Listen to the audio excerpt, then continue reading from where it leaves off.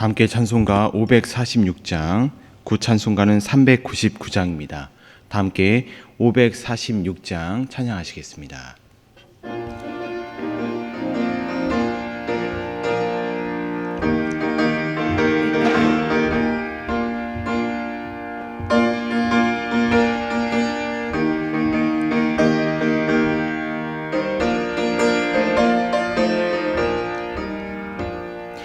주님 약속하신 말씀 위에서 영원토록 주를 찬송하리라. 소리 높여 주께 영광 돌리며 약속 믿고 굳게 서리라. 굳게 서리 영원하신 말씀 위에 굳게 서리. 굳게 서리 그 말씀 위에 굳게 서리라.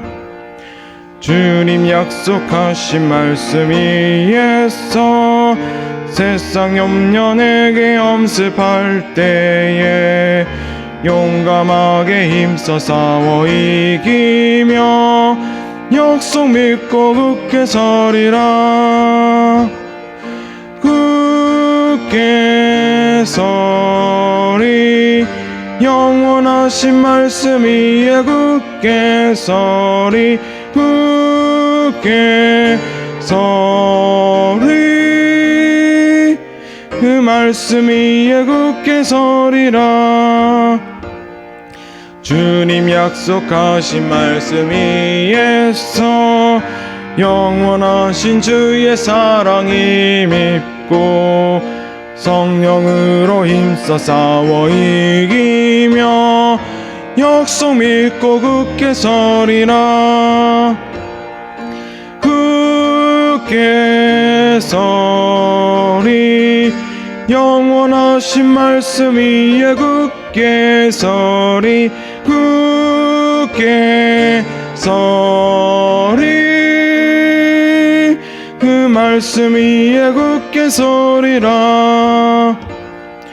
주님 약속하신 말씀 위에서 성령 인도하는 대로 행하며 주님 품에 항상 안식 얻으며 약속 믿고 굳게 서리라.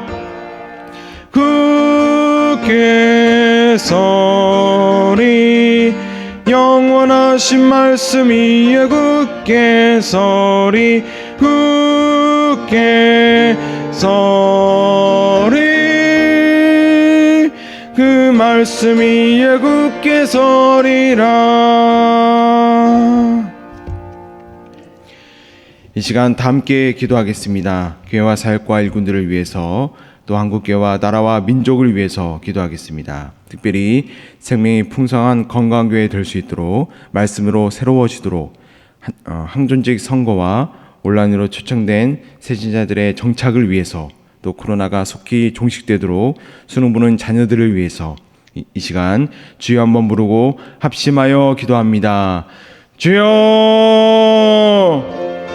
하나님 감사합니다. 이 새벽도 응답하심을 기대하며 함께 부르짖사오니 주여 응답하여 주시옵소서. 우리 교회를 붙잡아 주시옵소서. 언제나 생명이 풍성한 건강교회 되게 하여 주시옵소서.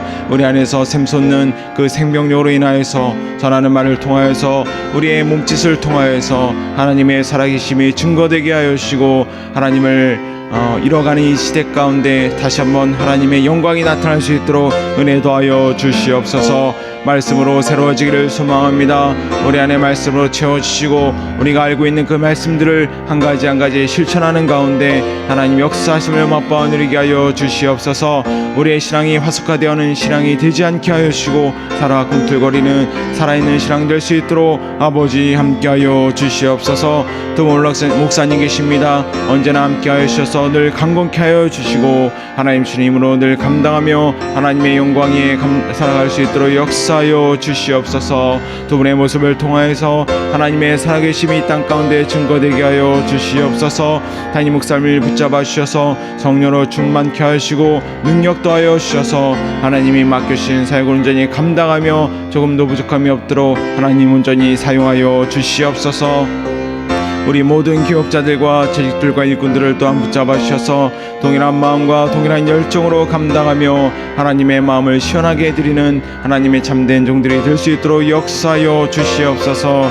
하나님, 한존직 선거를 앞두고 있습니다. 주님께서 역사하여 주셔서 하나님의 마음에 합당한 이들을 온전히 세워주시고 그 모든 이들을 통하여서 주님의 몸된 교회가 온전히 세워져가며 이 시대 가운데 시대적인 사명을 온전히 감당할 수 있도록 하나님 역사하여 주시옵소서. 다양한 성격들을 가지고 있지만 한마음 한뜻 되어서 하나님을 영광에 우리가 합심하여 나갈 수 있도록 도와주시고 하나님으로 영광받아 주시옵소서.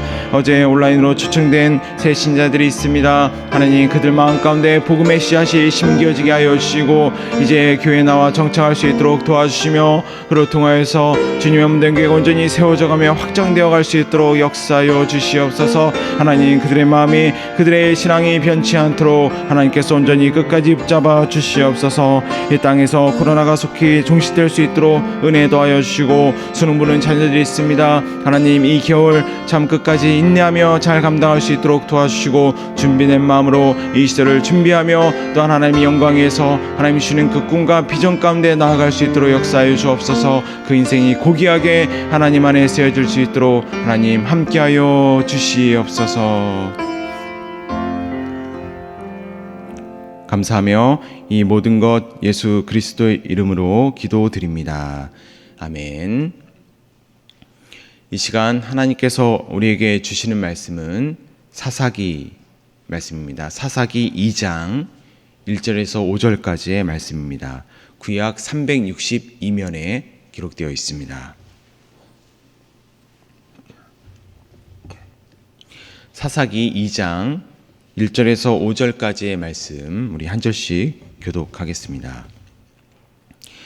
여호와의 사자가 길갈에서부터 보김으로 올라와 말하되 내가 너희를 애굽에서 올라오게 하여 내가 너희의 조상들에게 맹세한 땅으로 들어가게 하였으며 또 내가 이르기를 내가 너희와 함께한 언약을 영원히 어기지 아니하리니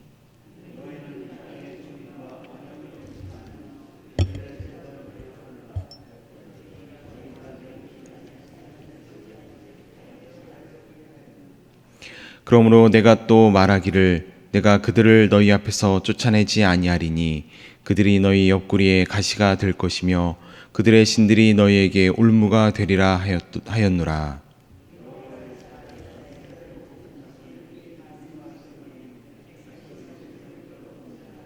우리 함께 읽겠습니다.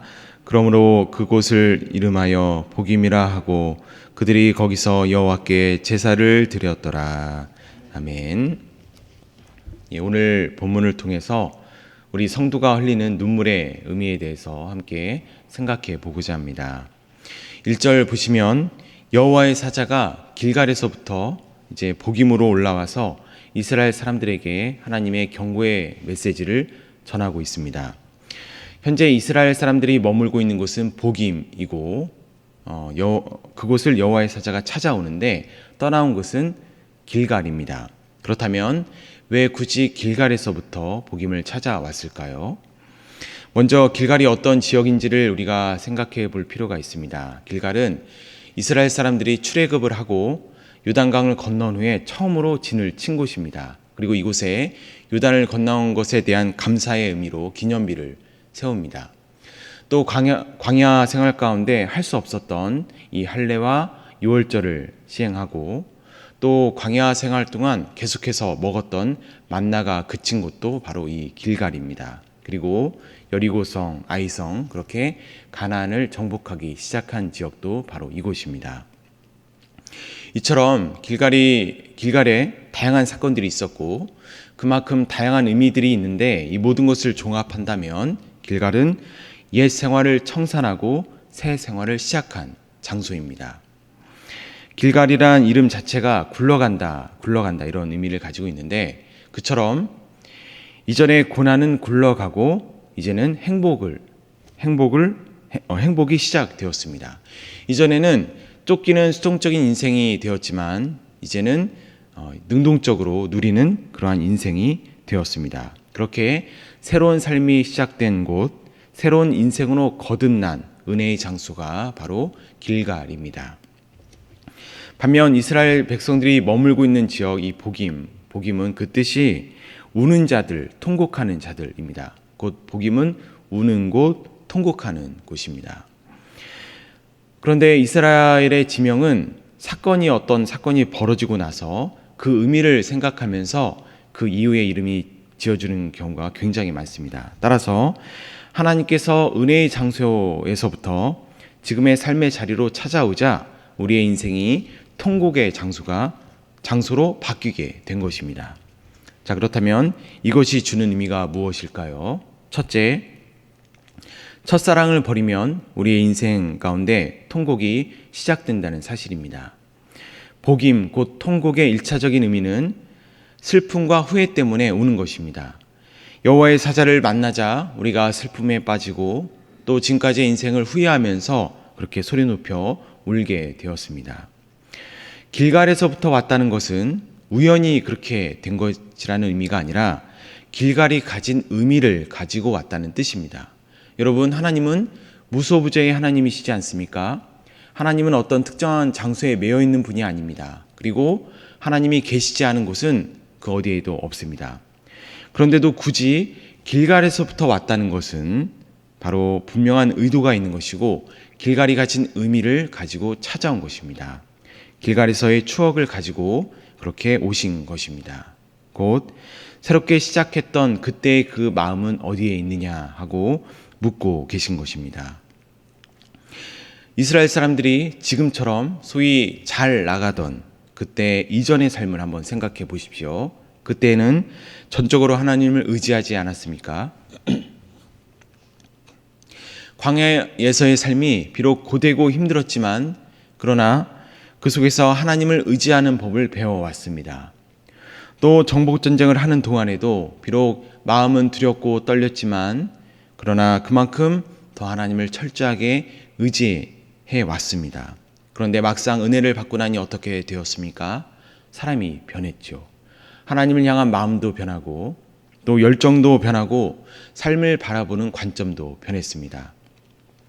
그래서 이전에는 이 모든 것이 다 하나님의 은혜입니다 라고 감사했던 삶이었지만 이제는 그냥 내가 잘나서 그렇게 된 것 같고 그냥 우연인 것 같고 그렇게 내가 그렇게 의지했던 하나님이 마치 꿈처럼 여겨집니다. 그러자 하나님께서 그때의 순수했던 믿음과 다짐은 다 어디로 갔느냐 하고 묻고 계신 것입니다. 그 결과 3절에 그런 무서운 저주가 그들에게 임하게 됩니다. 자, 그런데 이것이 마치 하나님께서 지금 그들을 저주하는 것처럼 보이지만 사실은 그냥 죄의 결과를 말씀하고 있을 뿐입니다. 하나님을 떠나서 우상을 섬기게 되면 그것이 우리 옆구리의 가시가 되고 우리 인생의 올무가 됩니다. 그것이 죄의 속성이지 않습니까? 죄는 우리를 구속하는 힘이 있고 우리 인생을 괴롭게 합니다. 하나님께서는 그러한 죄의 속성을 지금 이렇게 알려주고 있는 것입니다. 곧 우리가 첫사랑을 버리고 하나님을 떠나게 되면 죄가 우리 인생의 주인 노릇을 하며 우리 삶의 통곡이 시작되는 것입니다. 그런데 본문이 주는 교훈은 이것이 전부가 아닙니다. 하나님께서는 우리가 다시 회복될 수 있는 그 길도 말씀해 주십니다. 여기에도 우리의 통곡이 필요한데 그래서 둘째, 은혜는 회개의 눈물에서부터 다시 시작된다는 사실입니다. 앞에서 말씀드렸듯이 복임은 슬프고 또 후회하면서 우는 것입니다. 그들의 삶의 자리가 복임이 된 것은 하나님의 경고의 말씀을 들었기 때문입니다. 하지만 하나님께서 경고하신 진짜 이유가 무엇입니까? 그것은 그들을 다시 살리기 위함입니다. 만약 하나님께서 정말 원하셨던 것이 그냥 파멸이라고 한다면 가장 좋은 방법은 침묵이죠. 그냥 침묵하고 있으면 알아서 죄 가운데 망하게 되어 있습니다. 하지만 히브리서 12장 11절 말씀, 무릇 징계가 당시에는 즐거워 보이지 않고 슬퍼 보이나 후에 그로 말미암아 연단받은 자들은 의와 평강의 열매를 맺느니라. 곧 그렇게 연단시켜서 다시 열매 맺게 하는 그것이 하나님이 징계하시는 이유이고 결과입니다. 따라서 복임, 곧 통곡의 두 번째 의미는 회개하여 우는 것입니다. 처음에는 슬픔과 후회 때문에 울었습니다. 하나님의 경고의 메시지를 듣고 울었습니다. 우리의 죄로 인해서 우리 삶 가운데 고통이 찾아와서 울었습니다. 하지만 하나님께서는 결코 그 상황에서 끝나게 하지 않으십니다. 하나님은 반드시 우리에게 회개의 눈물을 흘리게 하십니다. 왜냐하면 우리를 다시 살리기 위함이지 않습니까? 그렇게 하나님께서는 우리의 회개의 눈물, 그 진심을 기뻐 받으심을 우리가 믿음으로 받으시기 바랍니다. 한 분이 이런 말을 했습니다. 처참한 절망에 빠져 이리저리 몸을 뒤척이는 밤에도 주님은 새벽에 반전을 준비하고 계신다. 여러분, 우리가 마치 한밤중처럼 우리 인생이 고통 가운데 있고 또 끝없는 통곡 가운데 있을지라도 다음날 새벽 먼동을 틔우는 그 아침해를 맞이하는 비결이 무엇입니까? 그것이 바로 회개의 눈물입니다. 그렇게 주신 말씀을 기억하시면서 오늘도 회개의 눈물로 나아가시고 십자가의 은혜를 붙잡고 나아가서 오늘 하루 예비하신 그 반전의 인생을 모두가 다 누리는 은혜가 가득하기를 간절히 소망합니다. 다 함께 기도하겠습니다. 하나님 아버지, 우리를 불쌍히 여겨 주옵소서. 우리 인생의 고난과 또 죄로 인해 자주 통곡하는 인생이지만 그 통곡이 회개와 돌이킴의 눈물이 되어서 다시금 하나님의 은혜 가운데로 나아가게 인도하여 주옵소서. 반전의 은혜를 누리며 증거하는 삶이 되게 하여 주옵소서. 이 시간 드린 귀한 예물과 또 우리의 정성을 받아주시고 사모하는 심령마다 예비하신 은혜로 가득히 채워주셔서 나를 늘 사랑하시고 기억하시는 하나님만 의지하게 하여 주옵소서. 감사하며 예수 그리스도의 이름으로 기도드립니다. 아멘. 하늘에 계신 우리 아버지, 아버지의 이름을 거룩하게 하시며 아버지의 나라가 오게 하시며 아버지의 뜻이 하늘에서와 같이 땅에서도 이루어지게 하소서. 오늘 우리에게 일용할 양식을 주시고 우리가 우리에게 잘못한 사람을 용서하여 준 것 같이 우리 죄를 용서하여 주시고 우리를 시험에 빠지지 않게 하시고 악에서 구하소서. 나라와 권능과 영광이 영원히 아버지의 것입니다. 아멘.